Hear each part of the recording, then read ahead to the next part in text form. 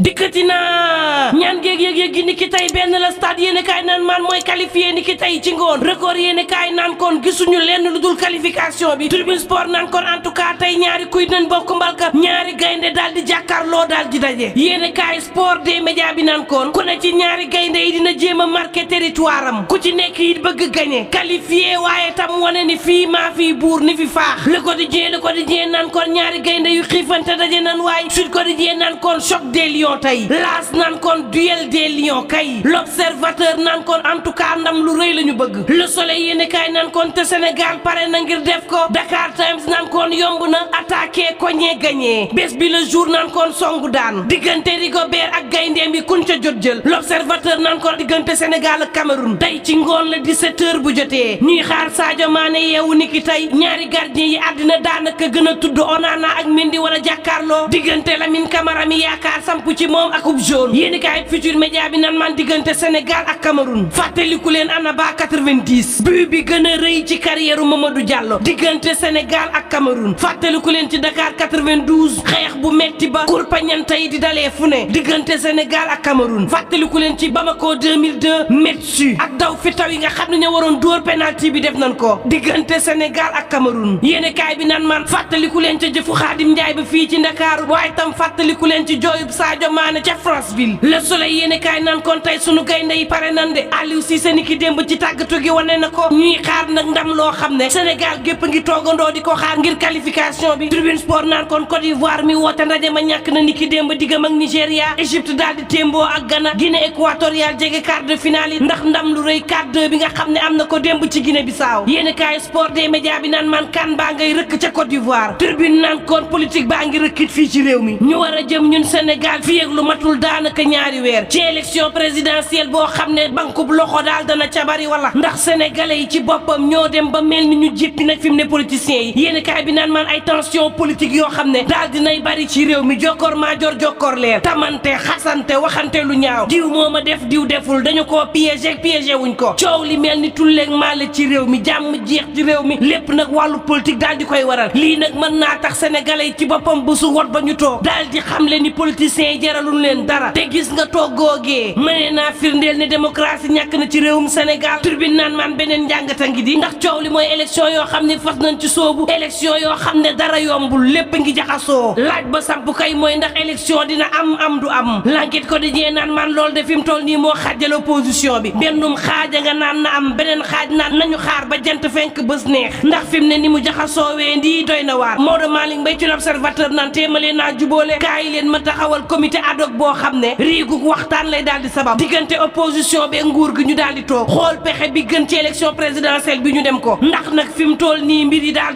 dinay jaxasoo professeur Babacar Gaye ci Tribune yéene kaay ne coow li moom moo di parrainage bi nañ ko waxte dund waaye coow li ci élection présidentielle bi dara andi ko lu dul parrainage bi nañu waxtaan ci suñu biir xool nag nee saytoo bu baax a baax fichier bi ndax nag faaw ña nga xam ne ñoo siq fichier bi daal di waxtaan ci seen biir ba am cab déggoo lu ko mooy élection yi ma ne la coow dong lañ ciy daal di dund le mandat yéen a kaay naan kon en tout cas ñeent fukk ak ñeent recalé yi daal dina ñuy bind Sall ngaari lam tooro buur géde ne ko atteel waxal mbaa ñu songu moom président Macky Sall def noppub tax wuyuwul tontuwul te gaa yi fa nu ñaabari jëm bu ñu ko bàyyee day bari na ñoo xam ne fi mu toll nii duñu bokk ci élection yi wala wat fu ko di naan kon fi mu ne ay waxtoo ci des ngir conseil constitutionnel nag daal di xamle dëgg-dëgg définitivement ñen ñooy bokk ci élection présidentielle 2024 bi yéen a kaay bi naan man diggante Bassirou Diomaye Faye Cheikh Tidiane Dièye Ousmane Sonko ak Karim Meïssa Wade daal seen jàpp dëgërul gars yi nag boo moytul mën nañ leen dàqe ci élection yi à tout moment 24 heures yéen a kaay naan man en tout cas Cheikh Tidiane Dièye moom lépp luñ ko tegoon weddi na ko l'info yéen a kaay naan Amadou Ba ma ko defal recours moom Cheikh Tidiane Dièye daal dina koy weddi ne ko nag masuma milité ci parti Pastef ba nga naan ku ñu seeyal mënatuma caa milité Walf Quotidien naan kon en tout cas sax bokk moom xajam na réew mi Quotidien naan kon Pape Diop ay gaayam ci boppam ña ngi ko bëgg a roxee ci bopp parti bi lu toll ci fanweer ak juróom benn ci département daal di xam ne ni moom jiital assemblée nationale ba woon deful dindiwul daanaka dafa bàyyi partem bii di bokk gis-gis mu daal di nelaw fayal laaku mel ni ku ko seeyal daal di koy bàyyee ñeneen waa bokk gis-gis naan duñu bàyyee Pape Diop mu rey suñu parti soo moytuwul nag ci daal di beddi Pape Diop daal di koy génnee ci parti bi la ñu bëgg a jëm Tribune yéene kaay jox kàddu ànd jubbanti bokk gis-gis ñuy joxoñ ña nga xam ni ay lobby la ñuy def ñoo xam ne ay coxeur lañ ci wàllu politique di waxaale fu ñuy dugg ak fu ñu dul dugg di leen xamal ne du ngeen samp seen ndënd wala samp lu ay ndënd ba heure bii dara desul lu dul dem ci ay élection ngeen fegg yaakaar yi dem ne Amadou Ba ngeen di jàppale war opposition war sénégalais gaaye naan nag fi mu toll nii ña ngay xaar ña nga xam ne ña nga fas yéene nag dem songu Amadou Ba ne moom la ñuy jàppale sénégalais yi xam dëgg-dëgg ñii nag yan façon nit lan libération yéene kaay naan kon en tout cas Colline Faye du nitu Sénégal dàqee nañ ko Sénégal fast track ñaari mandat de dépôt tegu ci ndoddam ñi daal di koy effacé daar